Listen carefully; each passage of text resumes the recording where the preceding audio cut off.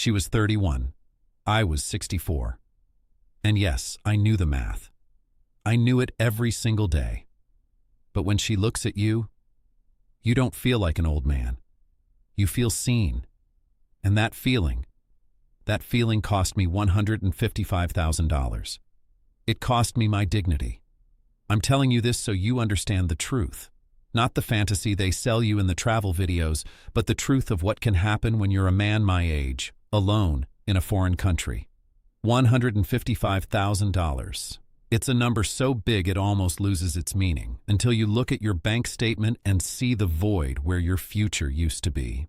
For 40 years, my entire job was to find the flaw. I could spot a hairline fracture in a steel weld from 10 feet away. My whole professional life was built on trusting the process, on verifying the specifications, on never taking someone's word when the data said otherwise. And I threw all of it away. Not in a single, foolish moment, but over a year of what felt like logical, careful decisions. Each one made sense at the time. You're probably thinking I was a fool, an old man blinded by a pretty face. And maybe you're right, partly. But it's more complicated than that. It wasn't just about her, it was about the silence she filled. To understand how I got here, you have to understand where I came from. You have to see the life I was so desperate to escape back in Tulsa. My life before Prague wasn't broken. It was just over. For 40 years, I worked for a pipeline company out of Tulsa as a welding inspector. I was the guy they called to look at a 1,000-foot section of pipe and find the 1-millimeter flaw that could cause a catastrophe. It was a job about certainty. Metal doesn't lie. A weld is either good or it's not. I was good at it. It was a quiet pride. The kind you get from knowing your work kept people safe, even if they never knew your name. And I saved my money. My wife, Susan, and I weren't flashy people. We bought a house, raised 2 kids, paid our bills on time. When I retired, after selling the family home, which was too big and too quiet for just me, I had $310,000 in the bank. My 401k was sitting at about $450,000, and I had a pension that brought in $200 a month. All told, about $750,000. A lifetime of getting up early, of careful work, of saying no to the shiny new truck so we could say yes to a secure future. It was supposed to be enough. But money doesn't fill a quiet house. Susan had been gone for 4 years. We were married for 38. When you spend that long with someone, the silence they leave behind isn't just an absence of sound. It's a physical presence. It sat across from me at the dinner table. It echoed in the empty rooms upstairs.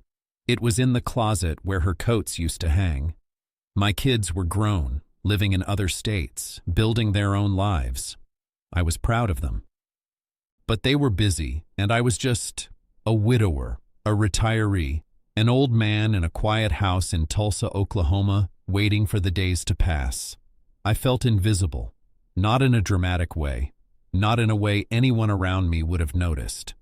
I went to the grocery store. I mowed the lawn. I watched the news. But I had stopped mattering, even to myself. There's a particular kind of grief in that, one that has no name and no end date. Then one afternoon, a young guy I used to work with showed me pictures from a trip to Europe. There was one of the Charles Bridge in Prague at sunset, the sky orange and purple, the castle lit up on the hill. It looked like a fairy tale. That night, I couldn't sleep. I typed "retire in Prague" into YouTube and watched videos for hours. They talked about the low cost of living, apartments for $900 a month. They talked about the history, the culture. But what they were really selling was a second chance. A place where you weren't defined by your past because nobody knew it. A place that wasn't haunted by memories. I'm a practical man. I spent 6 months doing research, visa requirements, healthcare, spreadsheets comparing expenses.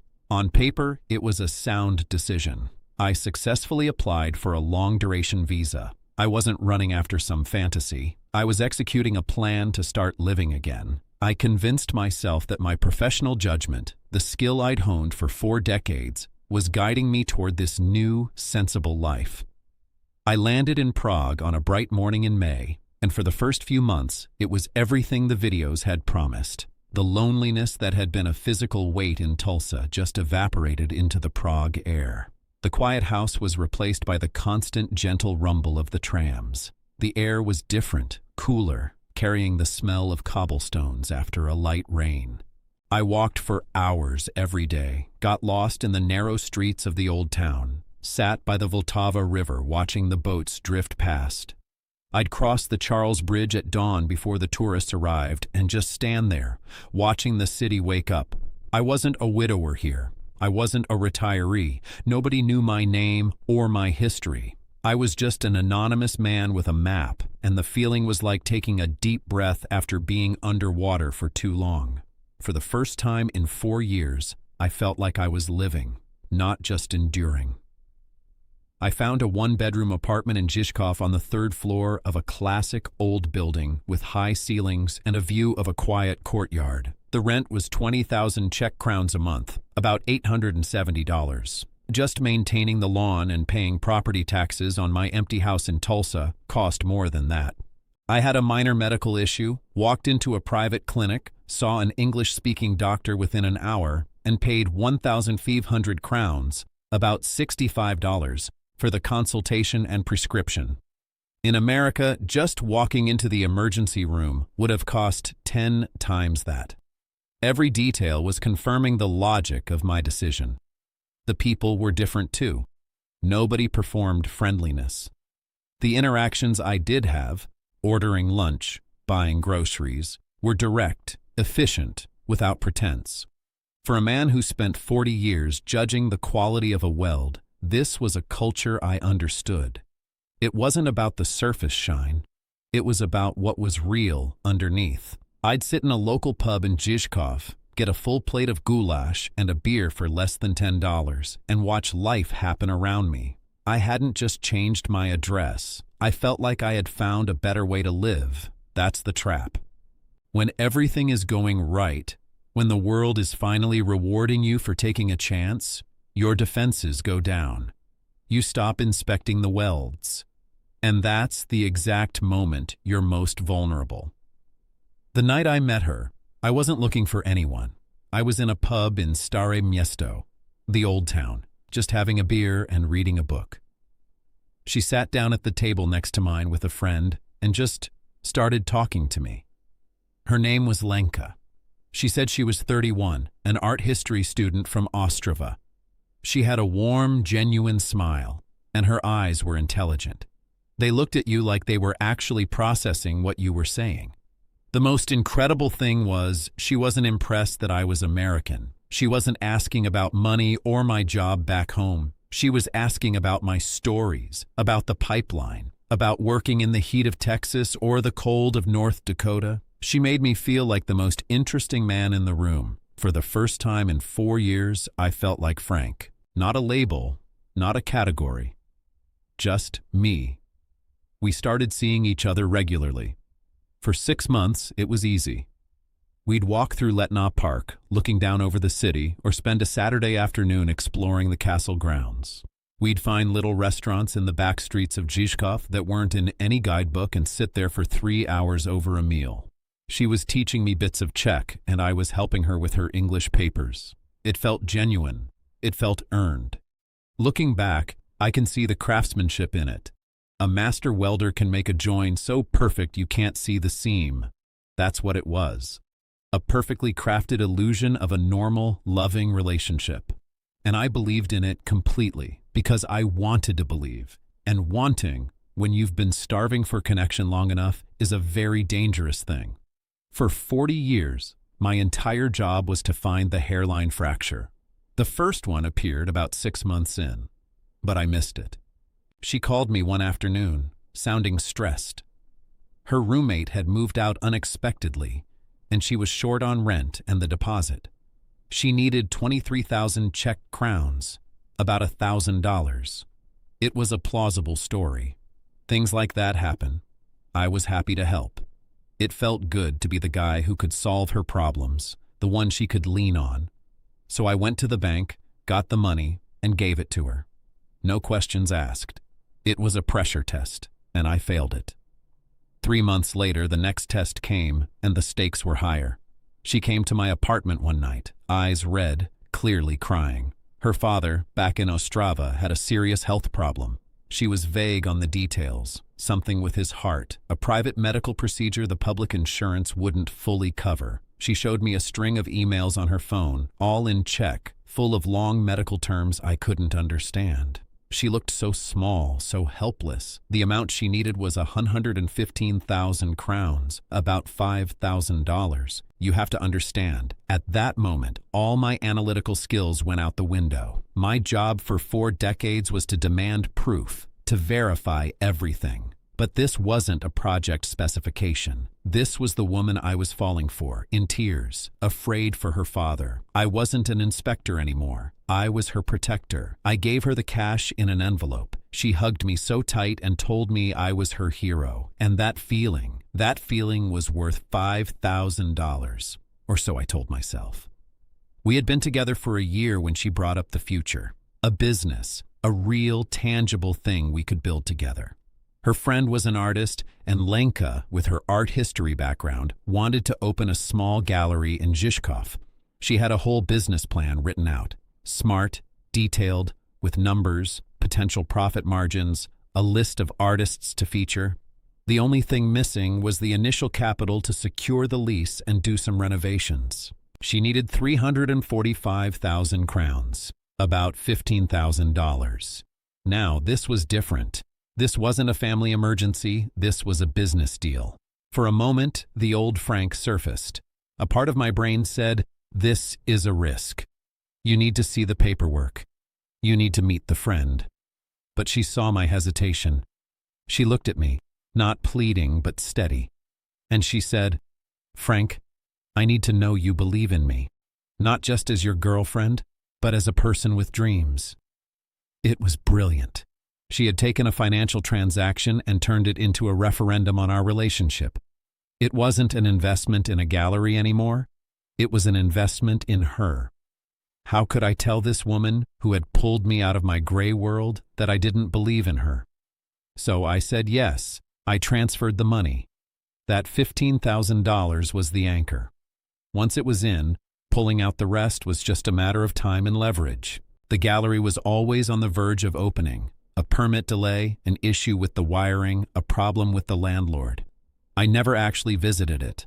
There was always a reason. The space wasn't ready, the lighting was being installed. She didn't want me to see it before it was perfect. I accepted these explanations because accepting them was easier than examining them. Because examining them would have meant looking at a truth I wasn't ready to face. But then she had a bigger idea.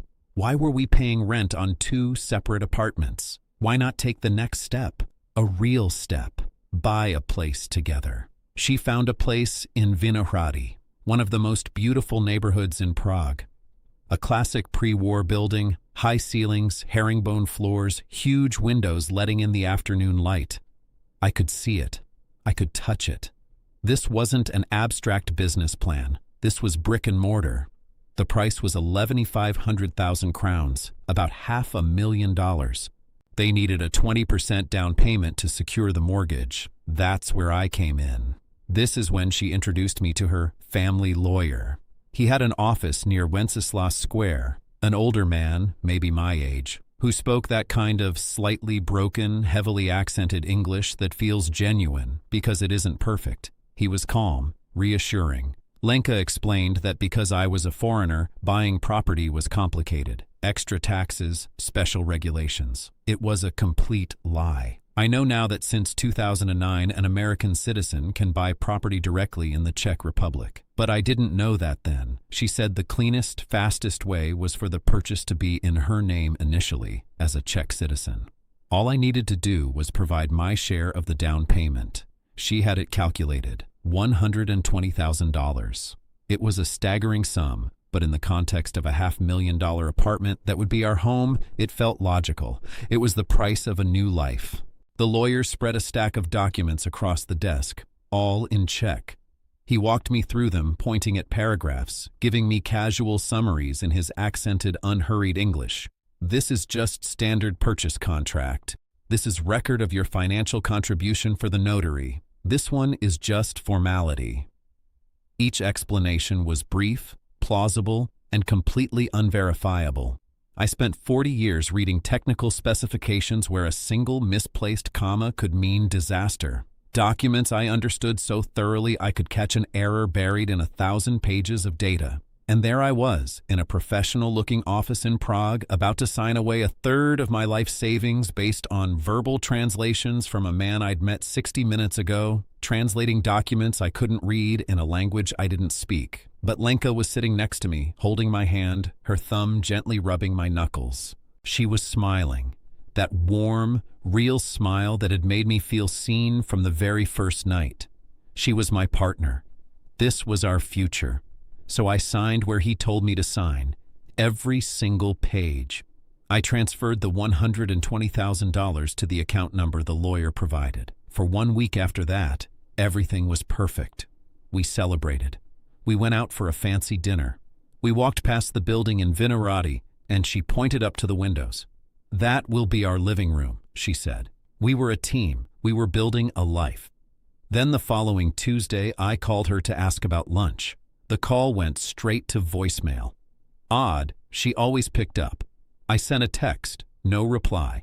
An hour later, I tried again. Voicemail. A knot of cold dread started forming in my stomach.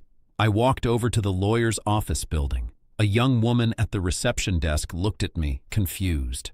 The office space was a temporary rental, she said, booked by the hour.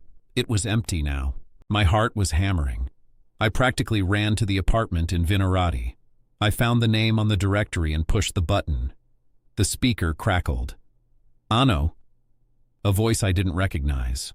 I asked for Lenka. A long pause. "I'm sorry, there is no one here by that name."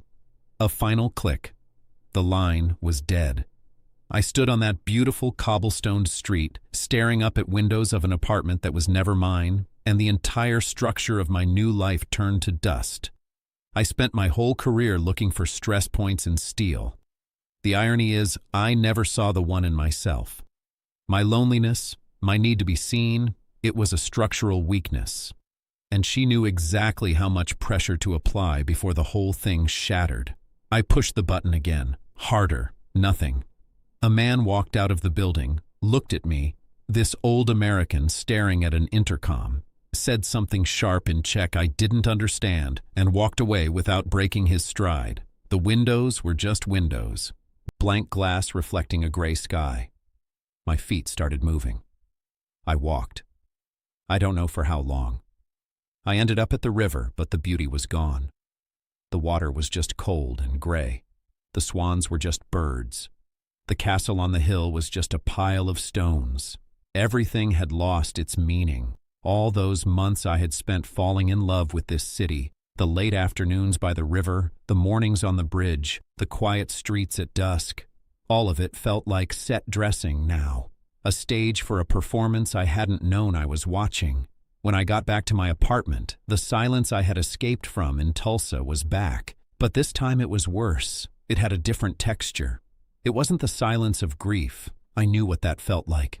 This was the silence of humiliation. It had an echo of her laugh in my kitchen. Her coffee cup was still on the counter. I stared at it for a long time before I could move. I opened my laptop, logged into my bank. My hands were shaking. The wire transfer. Sent. Final. Minus $120,000. I opened the calculator. I had to see all of it. 23,000 crowns for the rent. $1,000. 115,000 crowns for her father's health. $5,000. 345,000 crowns for the gallery. $15,000. 2,760,000 crowns for the apartment. $120,000. And the weekend trips. The dinners where her card would be mysteriously declined at the last second. The gifts. Little things. 10, maybe 15,000 more. $155,000. The number on the screen wasn't a transaction. It was a verdict. The next day, I went to the police. A cold, gray building, harsh fluorescent lights. I waited 2 hours on a hard plastic chair while other people came and went with their own small disasters. Finally, I sat across from a young, tired-looking officer. He sighed before I even started speaking. A long professional sigh that told me he already knew the shape of what was coming. I told him everything: the lawyer, the papers, the money, Lenka. He asked for her full name, typed it into his computer, and stared at the screen for a long moment. Then he looked back at me with the look: professional pity. A look that said everything without saying anything. "This name is not real," he said. "The ID she showed you? It was fake. We see this often. Romance scams." He asked for the lawyer's name. No record. Not a real lawyer. He asked for the bank account number. He glanced at it. "This is not a personal account. It is a shell company. The money is already in another country, probably 2 other countries by now. It is gone." He said it so simply. J to preach. It's gone. He pushed a form across the desk, all in Czech. He handed me a cheap plastic pen. He knew. I knew. There wasn't going to be a real investigation, just paperwork for a crime that was already a ghost. I walked out of that police station into the cold Prague air. There was no anger. Not yet. There was just a hole. A quiet, perfectly empty space where $155,000 used to be, where a future used to be. The illusion hadn't just cracked, it had vaporized. I spent my whole career looking for stress points in steel. The irony is, I never saw the one in myself. My loneliness, my need to be seen, it was a structural weakness. And she knew exactly how much pressure to apply before the whole thing shattered. So here I am now. Not in a beautiful apartment in Vinohrady, but in a small 1-bedroom place in a suburb of Oklahoma City, closer to my son. The pension still comes, that $1,200 a month, but it's not enough. So at 65, I'm back to work, consulting part-time for a local engineering firm. Looking at welds again, checking for hairline cracks. The irony isn't lost on me. My 401k, the one I spent 40 years building, is $155,000 lighter. But the real loss isn't the number. It's the hope. The hope for a second chapter. She didn't just take my money. She took the version of the future I had started to believe in. The cobblestone streets, the evening walks, the feeling of being alive again after years of just existing. And she left me with a few very expensive lessons. I'm giving them to you for free. First, and I need you to hear this, no matter how much you trust them, no matter how much you love them, you never, ever put your money into an account you do not control. Ever.